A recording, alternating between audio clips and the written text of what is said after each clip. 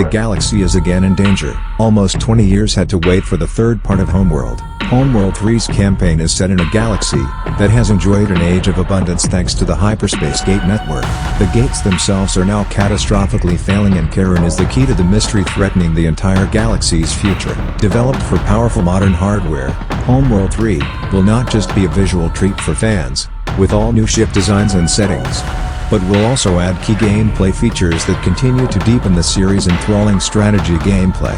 Fully simulated ballistics make line of sight and cover critical strategic considerations. Your fleet persists from mission to mission. Scars on your ships linger. Strike craft pilots and capital ship captains pass along critical information through battlefield chatter. In addition to conquering the game's campaign, players can challenge each other to intense 1 versus 1. Free-for-all or team battles, or tag team in an all-new co-op mode with a roguelike twist. Homeworld 3 will be the deepest and most satisfying gameplay experience in the series yet. And this is not the only game that Blackbird Interactive is offering us this year. Simulation game Hardspace, Shipbreaker, where the player explores and dismantles abandoned spacecraft in search for useful materials, is the second game from Blackbird Interactive this year. It was conceptualized in one of the Blackbird's internal game jam sessions after the studio completed the development of Homeworld, Deserts of Karak in 2016. Initially named Hello, Collector, the game was about navigating procedurally generated asteroids using a grappling hook in order to collect loot. It was largely influenced by Gravity. Then the game evolved to become Falling Skies, which was an action game in which players need to grapple onto and sever objects falling onto the Earth. Associate Creative Director Elliot Hudson described this iteration of the game as Fruit Ninja in space. The team liked the slicing mechanic, but they were not satisfied with the game's dramatic shift of tone, and they worried that the game would be too generic. As the development progressed, the team was inspired by the beach of Alwing in India, where hundreds of workers were working on dismantling abandoned cargo ships.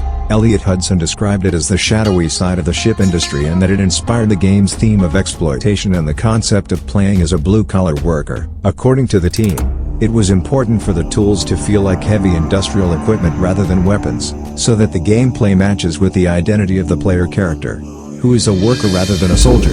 As a result, a weapon was removed from the game. The game was officially announced on February 19, 2020 for PC. Publisher Focus Home Interactive also announced that the game would be released for PlayStation 4 and Xbox One. Hardspace, Shipbreaker was released on Steam's Early Access program from June 16, 2020 to current.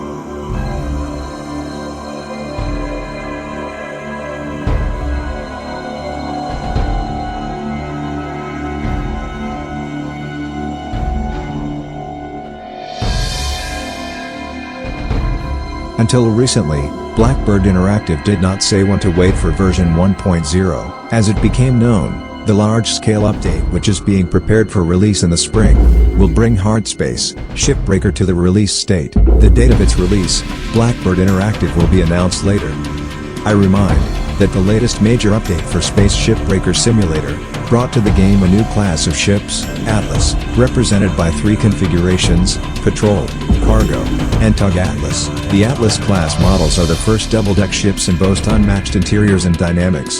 The developer emphasized that dismantling the Atlas double-deck hull requires skill and careful planning. The ships are equipped with the most powerful quasar jet engines, so large that players will have to climb inside to dismantle them. The spring update will take Hardspace, Shipbreaker out from early access.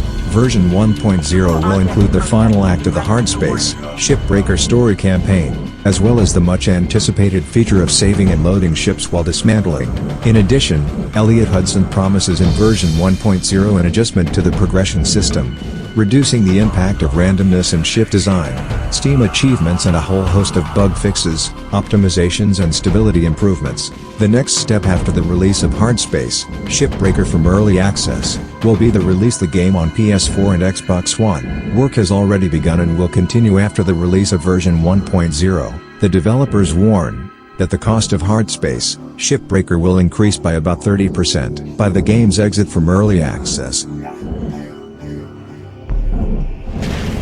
But the next space simulator, crowdfunded Star Citizen from Cloud Imperium Games, will have to wait at least 2 or 3 years, or even longer. Fundraising for Star Citizen began in October 2012, when the game was announced with a Kickstarter campaign, and continues to this day.